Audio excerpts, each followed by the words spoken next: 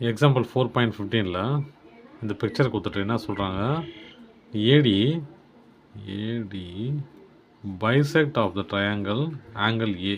Angle ஏவை இந்த ஏடிங்கிற line இது ஆங்கிள் ஏவோட ஆங்கிளை ரெண்டாக பிரிக்குது. பிரிச்சுட்டு அது சைடை சொல்கிறாங்க. பிடினது 4 centimetre, DC 3 centimetre, AB 6 centimetre, AC கேட்குறாங்க.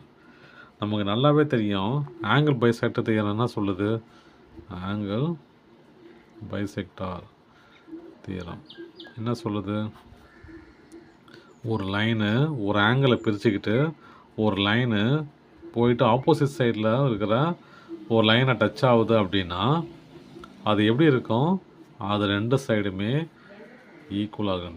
அந்த ரெண்டு சைடோட ரேஷியோவும் ஈக்குவல் ஆகும்னு சொல்கிறாங்க. எப்படி அதெல்லாம், AB by AC equal to BD by DC. சரியா, இந்த ரெண்டு ரேஷியோவும் ஈக்குவலாக இருக்குன்னு சொல்கிறாங்க.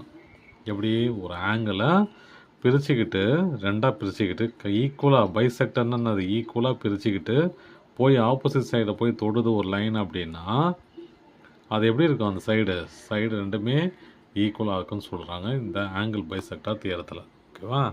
இப்போ ஏபி தெரியும், ஏபினாது 6, ஏசினாது தெரியாது, பிடினாது 4, டிசி 3. அப்படியே கிராஸ் மல்டிப்ளை பண்ணிக்கலாம், ஒன்றும் பிரச்சனை இல்லை. இப்போ என்ன பண்ணும், 6 இன்ட்டு இங்கே 3 போயிடும் ஈக்குவல் டு 4 இன்ட்டு ஏசி. ஓகேவா, ஏன்னா 4 இன்ட்டு ஏசினா இந்த ஏசி மேலே போயிடுச்சு. ஓகேவா. இப்போ எனக்கு தான் தேவை 3 இன்ட்டு 9 எவ்வளோப்பா, சரி அப்புறம் பார்த்துக்கலாம். அதை இங்கே ஏசி இருக்குது இல்லையா, அப்போ ஏசியை வச்சுக்கிட்டு 4 கீழே கொண்டு வந்துடுறேன். 3 into 6 divided by 4 equal to AC. Cancel பண்ணலாமா பாரு, இது ரெண்டு கேன்சல் பண்ணலாமா, இது 2 இது 3. ஓகேவா.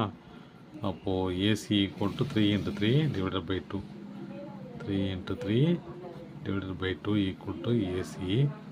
அப்போ ஏசி என்னது, 9/2 ஈக்குவல் டு ஏசி.